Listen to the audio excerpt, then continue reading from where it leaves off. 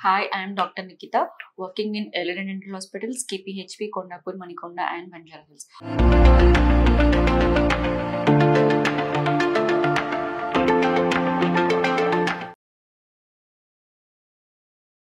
ఇవాళ ఏం చెప్తున్నానంటే, మీరు బ్రష్ ఎలా చేస్తున్నారు? ఫస్ట్ ఆఫ్ ఆల్ మీరు బ్రష్ తప్పుగా చేస్తే ప్రాబ్లమ్స్ ఏమొస్తాయని తెలిస్తే, మీరు బ్రషింగ్ టెక్నిక్ ఆటోమేటిక్‌గా మీరు నార్మల్‌గా ఎలా చేయాలో ప్రాపర్ టెక్నిక్‌తో మార్చేసుకుంటారు.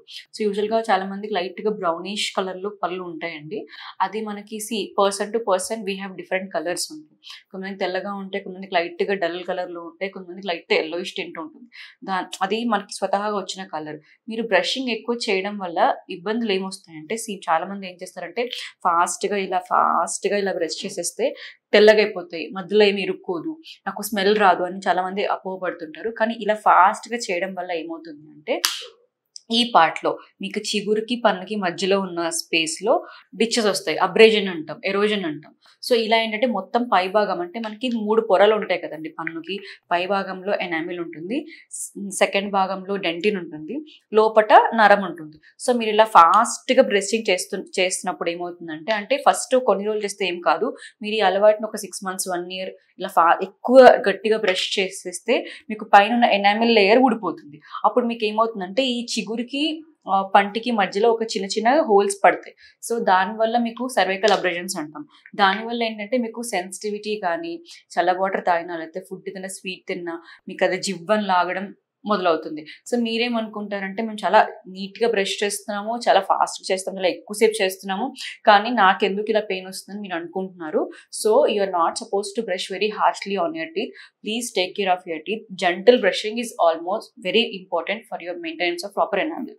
సో, ఎలా బ్రష్ చేయాలి అంటే, మీరు ముందర పళ్ళు క్లీన్ చేస్తున్నప్పుడు మీరు రౌండ్స్ తిప్పాలి ఇలాగా సాఫ్ట్‌గా. రౌండ్స్ తిప్పి ఇలా స్వీపింగ్ మోషన్‌లో చేశారంటే మీకు మధ్యలో ఏమైనా ఇరుక్కున్నా పోతది. ఇలా రౌండ్ తిప్పి ఓవరాల్‌గా టీత్, గమ్స్ కవర్ అవుతాయి. సో, లోపల పక్క బ్రష్ చేస్తున్నప్పుడు కూడా సేమ్. మీరు ఇలా చేసుకొని ఇలా స్వీపింగ్ మోషన్‌లో లోవర్ నుంచి కిందకి, పై పన్నేమో పైనుంచి కిందకి ఇలా ఊడ్చినట్టుగా స్వీపింగ్ మోషన్ అంటాం కదా! అలా చేసుకోవాలి. కింద పన్ను చేస్తున్నప్పుడేమో కింద నుంచి పైకి. ఇలా చేశారంటే మధ్యలో ఏమైనా ఉన్నా కూడా పోతుంది. మధ్యలో ఏమైనా ఉన్నది అప్పటికి పోవట్లేదు అంటే as I told you can use always interdental brushes. ఇదేంటంటే ఇలా మనకి ఓపెన్ చేస్తే ఇలా వస్తుంది కదా! ఇలా పాస్ చేసి తీయొచ్చు.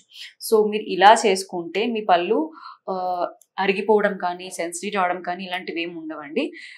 మీరు ఒకవేళ మేము పళ్ళు బ్రషింగ్ సరిగ్గా చేస్తున్నా కూడా మాకు జివ్వని లాగుతున్నాయంటే only brushing is not the problem for abrasion or erosion of your teeth.